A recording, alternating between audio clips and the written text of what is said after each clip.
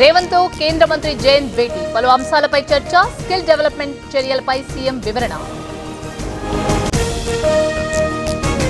రేపు తెలంగాణ కేబినెట్ సమావేశం, స్థానిక సంస్థల ఎన్నికలపై నిర్ణయం తీసుకునే ఛాన్స్, 15 రోజులే గడువు ఉందన్న పొంగులేని. బీసీలపై కాంగ్రెస్ ప్రేమ నటిస్తోంది, 42% రిజర్వేషన్ ఇవ్వకుండా ఎలక్షన్ ఎలా పెడతారు? శ్రీనివాస్ గౌడ్ సూటి ప్రశ్న.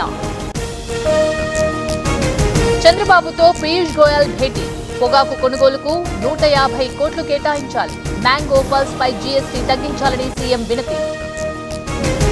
పరిమితికి మించి పొగాకు సాగు చేయొద్దు, రైతుల సమస్యల పరిష్కారానికి చర్యలు చేపట్టాం, వడ్డీ లేని రుణమిస్తామన్న పీయూష్ గోయల్.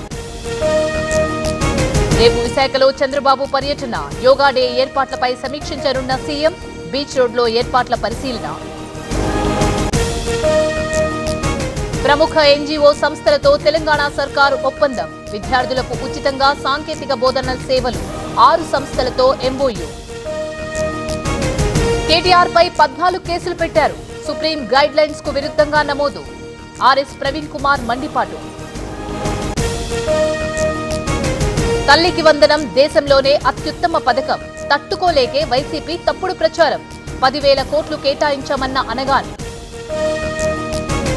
కొమరం భీం జిల్లాలో జీవో 49 పై వివాదం, ఆదివాసీలను అడవికి దూరం చేసే కుట్ర, వెంటనే రద్దు చేయాలన్న పాల్వాయి హరీష్. ఎన్నికల హామీలను చంద్రబాబు నెరవేరుస్తున్నారు, తల్లికి వందనం ద్వారా పేద విద్యార్థులకు లబ్ధి, మంచి భవిష్యత్తు అందించడమే లక్ష్యమన్న కొండపల్లి. రేపు తెలంగాణలో రైతు నేస్తం, వ్యవసాయ వర్సిటీలో ప్రారంభించనున్న రేవంత్, ఆ తర్వాత రైతులతో సీఎం ముఖాముఖి. సైప్రస్ లో ప్రధాని మోదీ పర్యటన, అధ్యక్షుడు నికోస్ తో సమావేశం, రేపు ఎల్లుండి కెనడాలో టూర్.